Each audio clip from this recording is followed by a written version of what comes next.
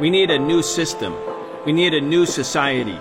We need to demand that which may have sounded impossible even a few weeks ago, but is not only realizable, but an imperative necessity.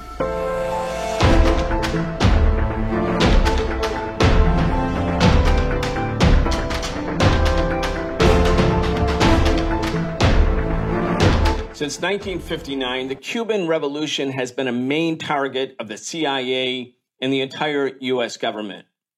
Before the revolution, Cuba was a de facto colony or semi-colony of the United States. Today, efforts to carry out counter-revolution are intensifying.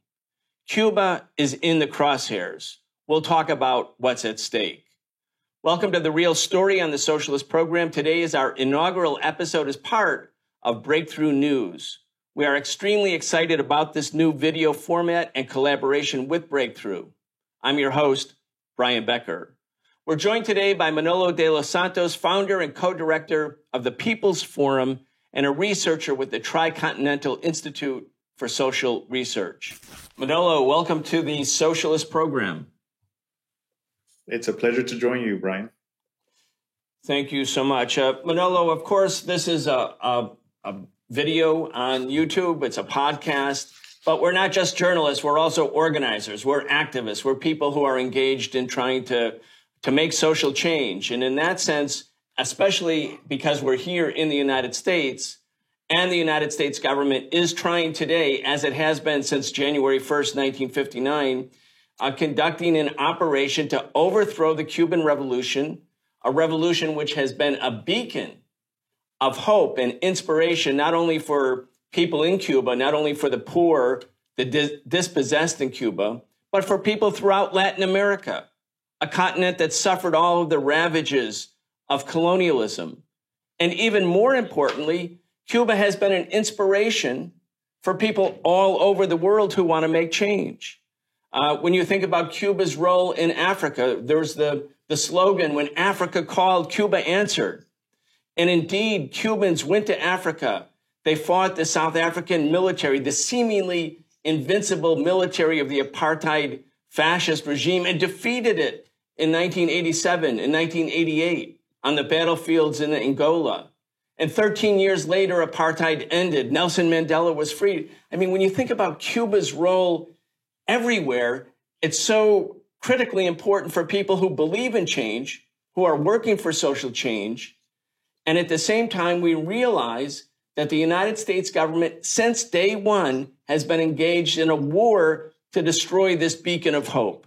Anyway, let's talk about what's going on right now, but put it into the historical context of this non-stop war by the U.S. government against a country that formerly was either a colony or a semi-colony of the United States.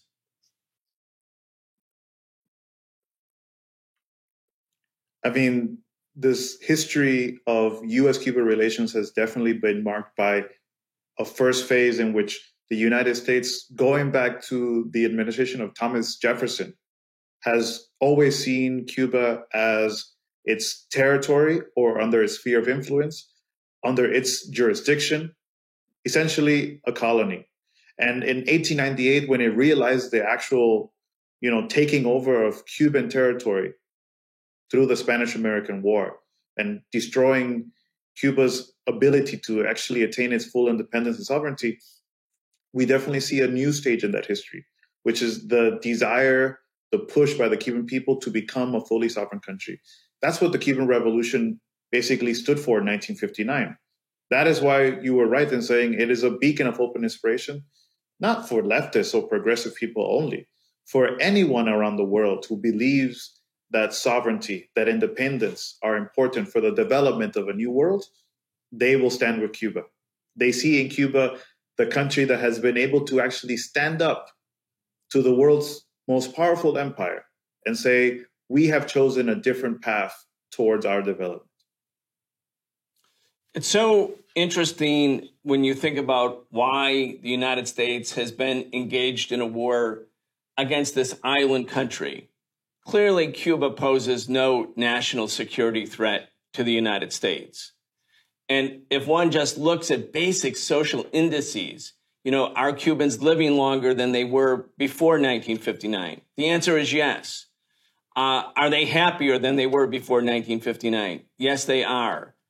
Are Black Cubans able to enter professions from which they were barred before 1959? Is there an ample opportunity for this vast part of the population that was the victim of the most brutal and cruel kind of racism? On all of these questions, the answer is affirmatively. So the question then gets posed, why is the U.S. doing this? Why does the U.S. have a blockade? Why the attempt to strangle a country, an island country, under these circumstances? From your point of view, Manolo, what's the big deal? Why is Cuba such a target? I mean, it goes back to the same history. I mean, Cuba was the crown jewel of the U.S. presence abroad. If U.S. imperialism had one country in the region that served as both its base and at the same time as its casino, as its place of enjoyment, it was Cuba. Cuba was the crown jewel that the U.S. even displayed to other countries about why it was good to be a neo-colony of the United States. And here comes this revolution that essentially is defiant. It's refusing to submit to U.S. colonialism and U.S. imperialism and says, we want to build our own path. That is ultimately the challenge that Cuba poses. More than, is achievements and conquests that the Cuban Revolution has achieved in the last 60 years. It's ultimately that it refuses to submit on even the smallest of things. Because ultimately, the smallest of things are the things that actually make Cuba great. It's not willing to cede its territory for U.S. expansionism. It's not willing to submit its workers to cheap labor to make profits for the U.S. It is not willing to become essentially, again, a neo-colony. Ultimately, the U.S. will never forgive Cuba for that defiance. And it's amazing how 60 years later, somehow president after president after president in the United States has not understood this issue. They continue to see Cuba as a country to be recovered, as, in my words, a slave to be brought back to the plantation. When we think about Cuba in the same time period, 1959, the revolution overthrows the dictator Batista. Cuba reclaims control over its own land, its own labor, its own resources. It becomes free and independent. And even before Fidel announces that Cuba has taken the socialist path, which doesn't happen until 1961, but day one, the United States is at war against the revolution. I mean, when one goes back and looks at the, now declassified documents, say Operation Mongoose, for instance, the U.S. was engaged in this full spectrum war from the beginning to kill Cuba's leaders, to destroy its economy, to carry out terrorist actions against sugarcane fields, against refineries, against hotels. Thousands of Cubans have died. I think most Americans don't know that more than 3,000 Cubans have died in this nonstop 60-year-long CIA-led terrorist campaign against an island nation that dared to be free. When you think back about all of those efforts, you also can't but notice that during that same time period, the U.S. overthrew a government in Iran. I mean, a little bit before, 1953, 6 years before. But what was the crime of the Iranian government? It nationalized the Anglo-Iranian oil company, now known as BP. So the CIA and British intelligence overthrew it. They imposed sanctions. They created misery. Some part of the Iranian population turned against the government. They were manipulated, and then the government was overthrown. And what did the Iranians get? They got 26 years of the dictator, the Shah. And you think about Guatemala in 1954, right before the Cuban Revolution. What was Arbenz's crime? He nationalized United Fruit Company. What about Salvador Allende? What did Allende do to deserve the overthrow, the CIA military counter-revolution that took tens of thousands of Chilean lives on September 11th, 1973? In each and every one of these instances, those countries were reclaiming control over their own land, labor, and resources. And in each time, before the counter-revolution, before the coup d'etat, before the CIA intervention, not only were they faced with threats and terrorist actions, they were completely demonized so that the American people were told each and every one of them was a berserk dictator, a fanatic, ruthless, who must be destroyed, all preparing the American population for this kind of insidious regime change operation against countries that wanted to be free. And I'd like you to talk about how the demonization of Cuba, which has been ongoing during the same decades, is really intensifying, especially since the early part of the summer 2021. Well, it's been part of the classic playbook of the anti-communist forces of the military-industrial complex in the US to always create an enemy where there is none.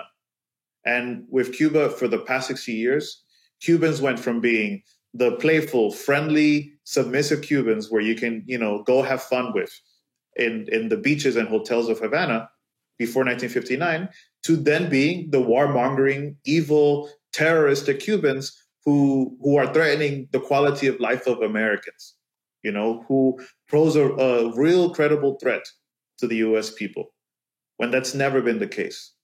I think now there's been a new scenario, because what we have to admit, in the same way that you talked about Cuba being a beacon of hope and inspiration, it's not only been to people in Africa, Latin America, or Asia that Cuba's been an example. I mean, the Cuban Revolution and its people have been an example to many young people, to millions of people in the United States who are hungering for a new type of society, or who want to even think critically or different about the society they're living in right now. The fact that Cuba became an example early on in its revolution when it comes to housing reform, the fact that Cuba has systematically fought against racism inside the country and also outside of its own borders, like you said, in the battles against apartheid South Africa. The fact that Cuba has advanced so much when it comes to gender and sexuality through the women's organizations, how it's dealt with the LGBTQ question over these past decades. It's clear that Cuba is an example in so many fronts. And lately, particularly since the protests of July 11th, the US government, the National Security Council, the millions of dollars that they put into media and other sectors essentially have been to create the image that, they are so-called minority groups in Cuba that are being negatively affected by the Cuban government or being repressed by the Cuban government. They have created new characters, artists, young Black people, gay young people who are somehow the victims of the Cuban government and therefore deserve to be rescued by the United States government. But I ask the question that many Cubans ask. When has the US government ever saved Black people anywhere? When has the US government ever saved LGBTQ people anywhere in the world? Have they been saved in Afghanistan? Have they been saved in Iraq or Libya? Were they saved in Guatemala in 1954? Were they saved anywhere by US imperialism?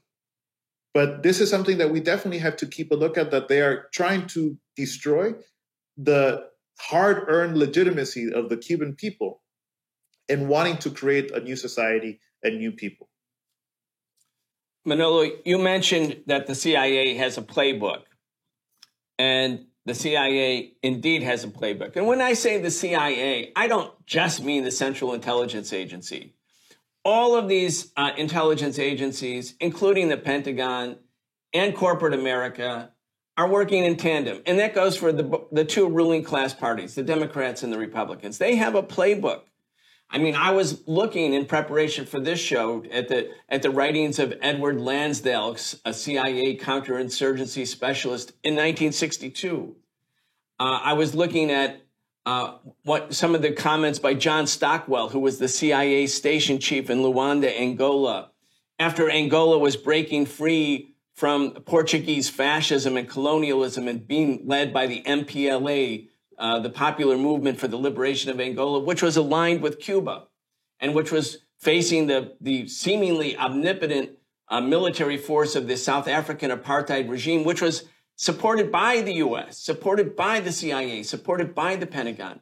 In this battle, Stockwell's talking about how the CIA was constantly manufacturing consent about all of its wars. And Cuba, of course, is a target in Cuba, but Cuba was also involved in Angola, as we mentioned, in the liberation of Angola.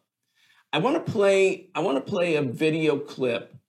It's John Stockwell speaking to a reporter several decades ago, after he's really defecting from the CIA, not to the Soviet Union, not to Cuba. He's defecting to the side of peace. He's defecting to the side of truth-telling. And I want to play it because he's talking about how the CIA actually manipulates and shapes public opinion. And then I want to ask you, is it the same playbook or is it a little bit of a different playbook? Let's just talk about what's actually happening and what the Cuban government and the Cuban people are facing. But first, let's listen to John Stockwell, former CIA station chief in Luanda, Angola. Another thing is to disseminate propaganda to influence people's minds. And this is a major function of the CIA. And unfortunately, of course, it overlaps into the gathering of information. You have contact with a journalist, you will give him true stories, you'll get information from him, you'll also give him false stories. Did you buy his confidence with true stories? You buy his confidence and set him up. We've seen this happen recently with Jack Anderson, for example, who has his intelligence sources, and he has also admitted that he's been set up by them. Every fifth story just simply being false.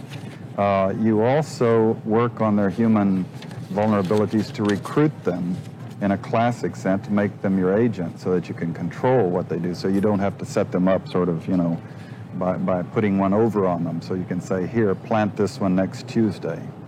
Can you do this with responsible reporters? Yes, the Church Committee brought it out in 1975, and then Woodward and Bernstein put an article in Rolling Stone a couple of years later, 400 journalists cooperating with the CIA, including some of the biggest names in the business, to consciously introduce the stories into the press. Well, give me a concrete example of how you use the press this way, how a false story is planted and how you got it published.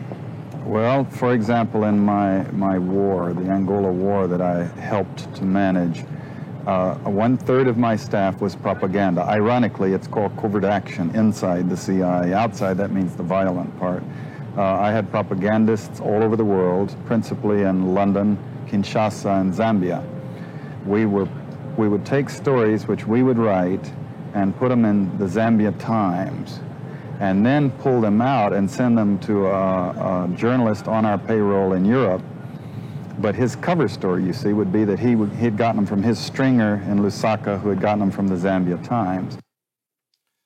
Manolo, it's really something. The CIA had to work so much harder back in the 1970s to create false propaganda, because today, with Facebook, certainly with Twitter, the ability to shape a story, influence a story, use bots, let's talk about the difference. Some of it's the same. Some of it's the same. And the tactics may be changed, but the goal is the same. To create a false story, to create a false impression, to demonize the target. And you and Vijay Prashad have an important article in the People's Dispatch. The title of it is, and I encourage all of our listeners, to go to the People's Dispatch and read this story, how U.S. interference in Cuba creates a false picture of its society. Now, you wrote this in the aftermath of the July 11th protests. And again, for the people in the United States, that was huge media coverage, shaping the impression of Americans about Cubans rising up en masse. And, I was thinking, wow, when the Occupy movement happened here in New York City, where we are, Manolo, a decade ago, and within a couple months, there was a mass movement that the fusion centers and the FBI described as a peaceful movement. 7,000 people were arrested in this peaceful movement. But if you read the New York Times, you would get that story. It was a minor story. But Cuba, July 11th. Anyway, let's talk about how the media and social media are shaping this story. I mean, it's interesting hearing a CIA agent, a former CIA agent from the 70s and 60s speak in this way, in definite forms and ways. The strategic approach of not just the CIA, like you said, but the intelligence community, the US government at large, continues to be the same, which is to create what they now call fake news, but which is essentially to disinform public audiences as much as possible as to what the actual conditions on the ground are, to insert as many lies as possible so that it actually begins to sound like it could be possibly truthful. That is a Hitlerian technique that the US government perfected and has sophisticated even more in our time, partly aided by the introduction of information technologies and social media. I mean, the US government to this day continues to heavily employ propagandists, like the CIA agent was mentioning. I would say in a more expansive way. I mean, there are millions of dollars that go today just on Cuba alone to finance several Florida-based media projects that day in, day out create propaganda, not just against the Cuban Revolution, but against all progressive causes or just causes in Latin America at large.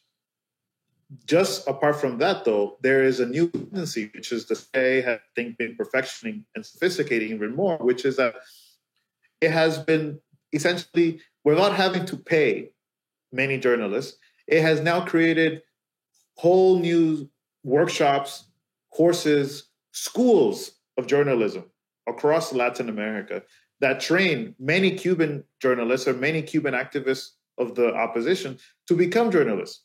And it doesn't necessarily pay them to write. It doesn't tell them what to write, but it already creates a new environment in which they essentially become the new relayers of so-called truth to new audiences. And these are the people who we now would identify as influencers, TikTokers, YouTubers, people who, with just their phone, with their computer, sitting in a Starbucks in Miami, Bogota, or any other city in Latin America, sometimes even Madrid, Spain, basically concoct, create new propaganda every day, creating false stories about stories of repression in Cuba, false stories of arrests in Cuba, false stories about murders of journalists in Cuba, which has not taken place since before 1959.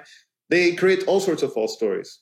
All with this, the clear support of the United States government, which is a new element that we hadn't seen as much in regards to Cuba, which is just in the past 3 weeks, we have seen the vociferous, openly declared support of the United States government, its spokesperson and the State Department, National Security Council, to these opposition figures and to these journalists in Cuba.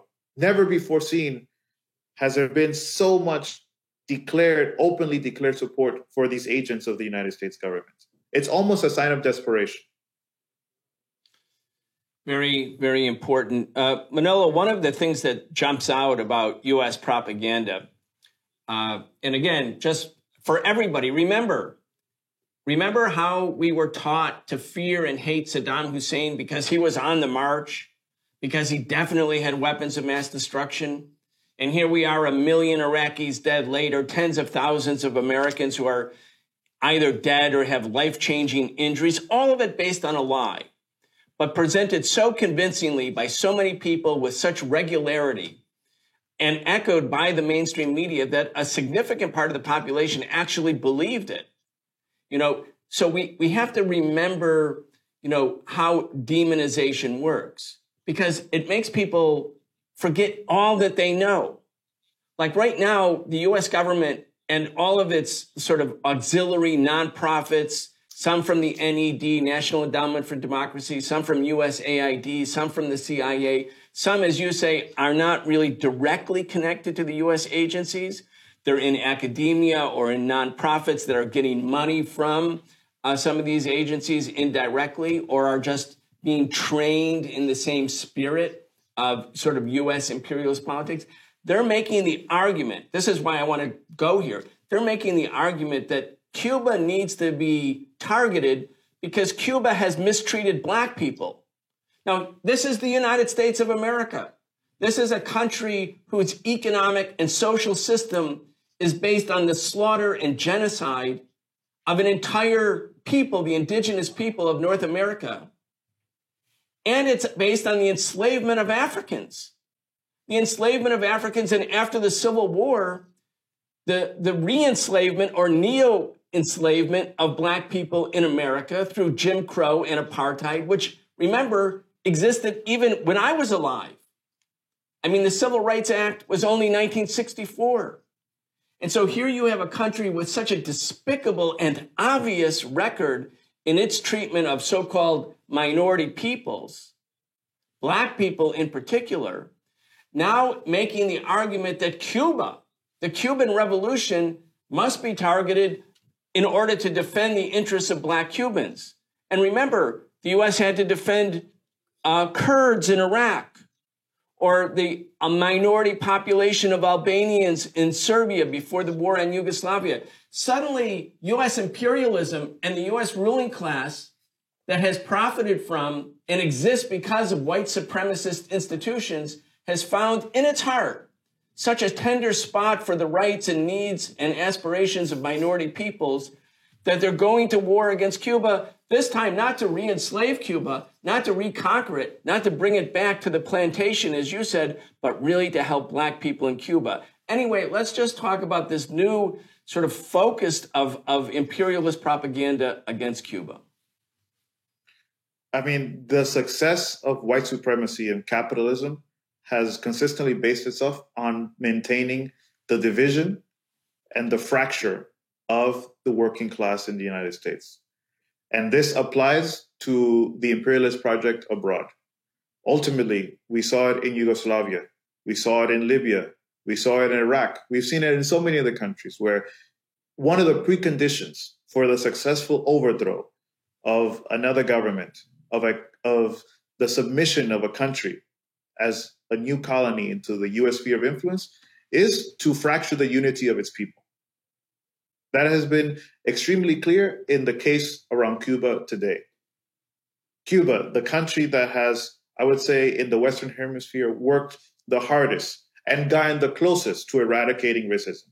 Hasn't fully done it yet, but has been the closest to it. Has been the most consistent and coherent in attacking white supremacy in its own country and abroad. Is now trying to be divided by the US government with this propaganda around the question of racism. Not just because the US government has no moral to talk about anti-racism, is that this is wrong.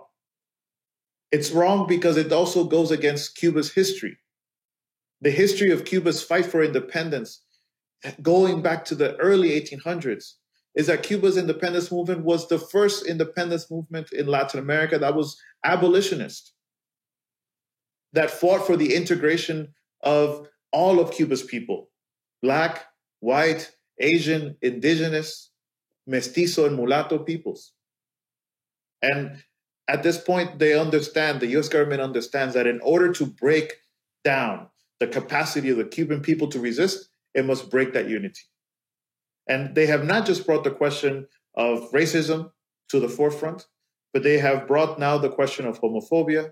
They have brought a series of other so-called vulnerable points, as the CIA terms it, to try to break this unity. It will be a hard battle, though, because the Cuban people, again, in their long historical project of nation building, have focused so much on actually building an organic unity that can't just be bought out, cannot just be fractured at the wishes of the United States government. And we need our friends in the United States to see, again, that there is no basis to a discourse that affirms that Cuba is somehow the most racist, the most vehemently homophobic, or is the most elitist or classist country in the world.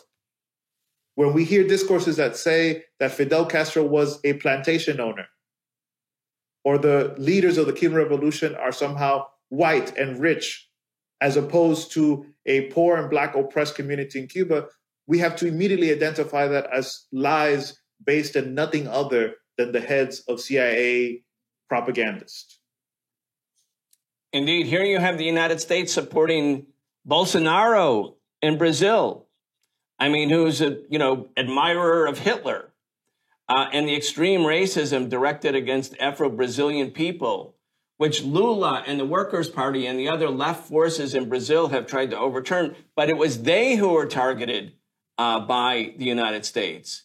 And if we look all over Latin America, in Venezuela, in Bolivia, earlier in Ecuador, in Nicaragua, earlier also in Argentina, certainly today, again, with Cuba being the anchor of the project for independence and sovereignty and freedom, not to mention social justice in Latin America, Cuba, it can't be lost on someone who has any degree of objective faculty that the regimes that are supported by the United States have historically been rooted in fascism, in the exercise of military dictatorship, in the maintenance of extreme white supremacy within the continent of Latin America.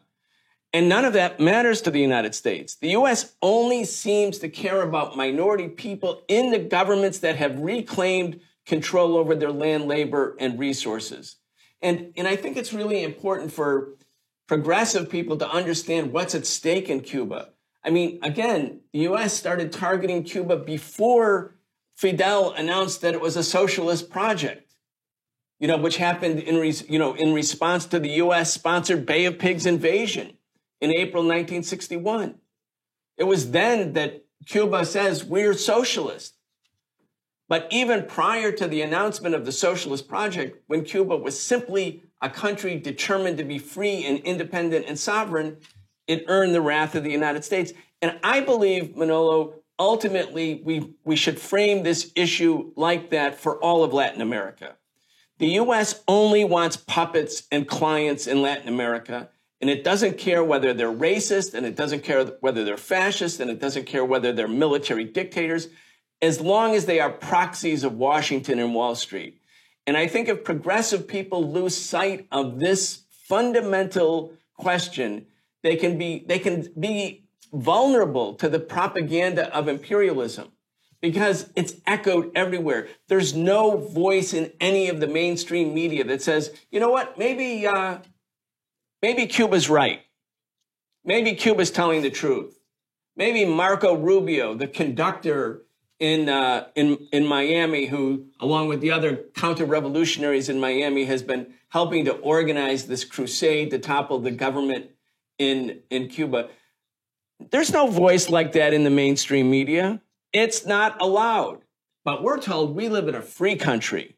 Yes, you're a free country, but if you're a reporter for a mainstream press, a reporter and say, you know what, I think Cuba's right.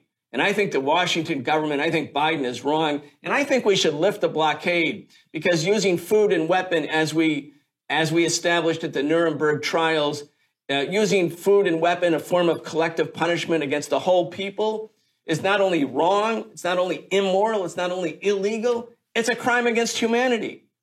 Is there one voice in all of the mainstream media here in the United States, the Democratic mainstream media of the United States, that says that or could say that? The answer, I would say, is no. Anyway, Manolo, again, also the need for independent journalism like People's Dispatch, like Breakthrough News. I mean, people in the United States who are part of the progressive movement need to look to progressive alternative media sources if they want to actually understand the truth.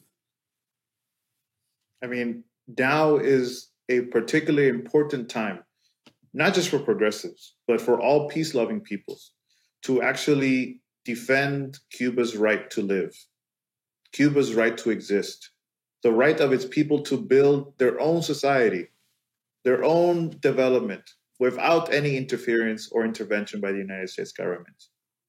When you said, Brian, what's at stake with Cuba right now, I think it's the future of a whole continent, of all of Latin America. If U.S. counter-revolution in Cuba were to triumph, not only would it be a major setback for the Cuban people, a major setback for Black people in Cuba. It would be a major setback for all of the peoples of Latin America, because we would lose an anchor for independence and sovereignty in the region. We would lose a convener of Latin American regional integration. And that is ultimately what the US government wants to achieve. To disarticulate Cuba, to overthrow the Cuban government would mean to overthrow all processes for transformation in Latin America. And it's important for our independent journalists, but again, for anyone who thinks with their own head, who is capable of seeing through the lies, to speak up. We need essentially a new chorus of voices willing to say, let Cuba live.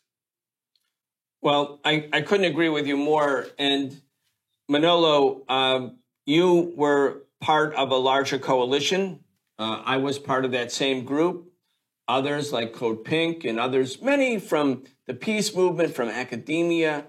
When we saw what the United States was doing in terms of orchestrating protests in Cuba, because again, it's the U.S. economic blockade that makes access to food or medicine or electricity a problem for ordinary Cubans.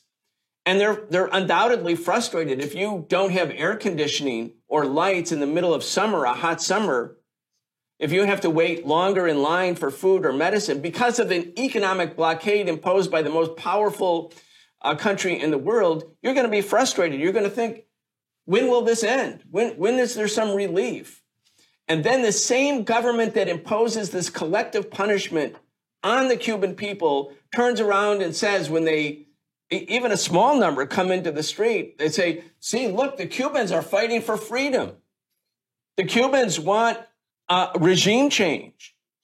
When it's obvious that what the Cubans want is food and medicine and electricity, the things that the blockade is designed to prevent them from having.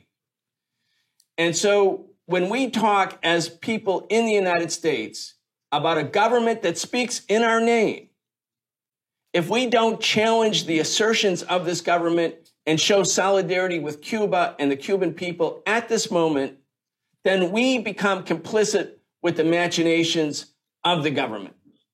And if you have any sort of ethical, moral fiber, you have to do something right now to stand with Cuba. And in those days, right after July 11th, when we could clearly see what this was, we organized a project to put a full-page ad in the New York Times.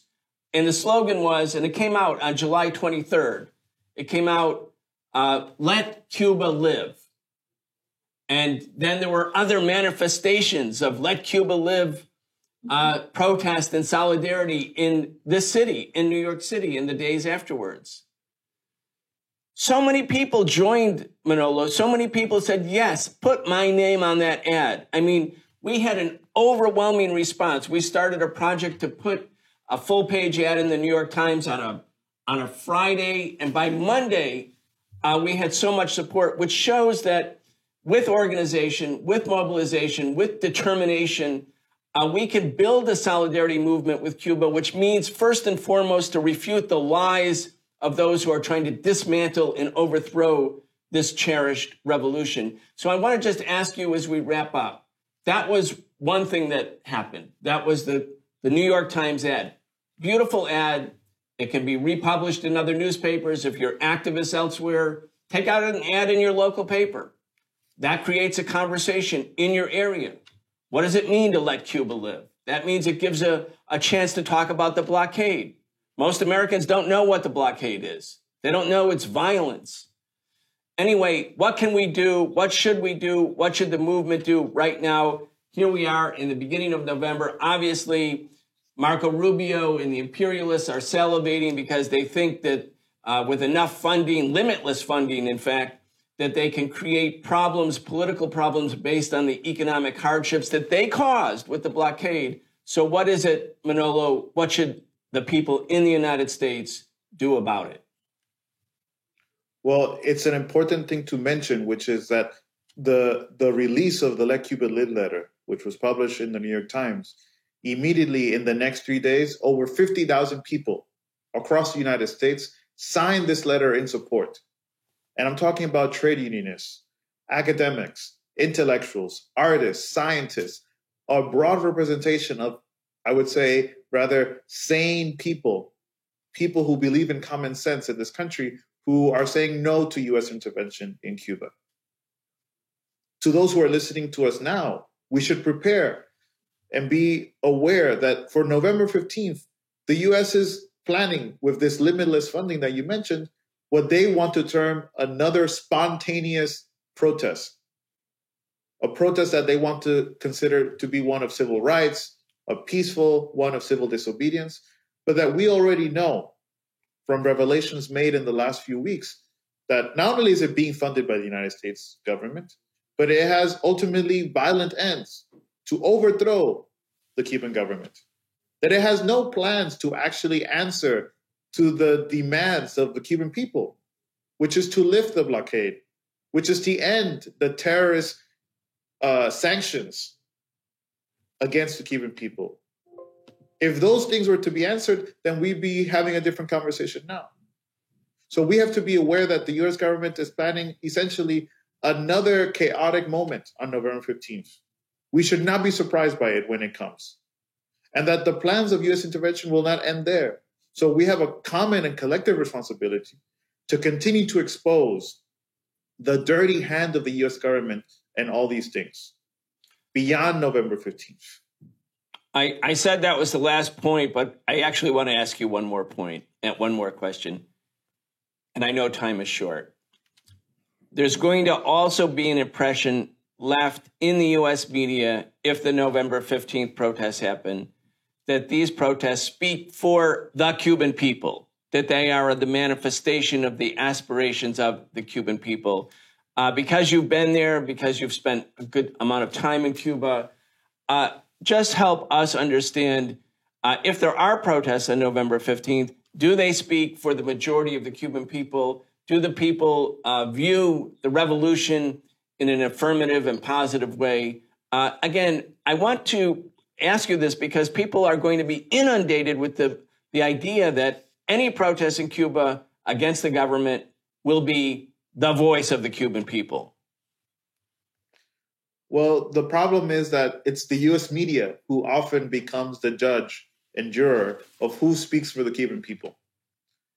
It's the Miami Herald and the Washington Post and the New York Times who often make the decision, obviously aided by their friends at the CIA, on who speaks for the Cubans.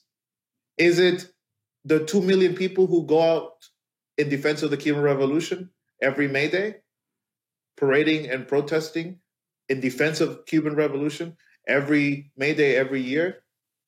Or is it 100 people who gather on a corner in Havana to protest? Who decides this? Ultimately, we have to expose US imperialism's role in creating this false majority, which does not exist in Cuba. In fact, we should prepare to, on November 15th, to see that millions of Cubans actually go back to work and go back to school that day for the first time since the pandemic mode, with the full security of having been vaccinated with one of Cuba's 5 different vaccines. That is what the Cuban people will be doing. That's what the majority will speak for the right to actually go back to a certain tranquility despite this period of sanctions and pandemic.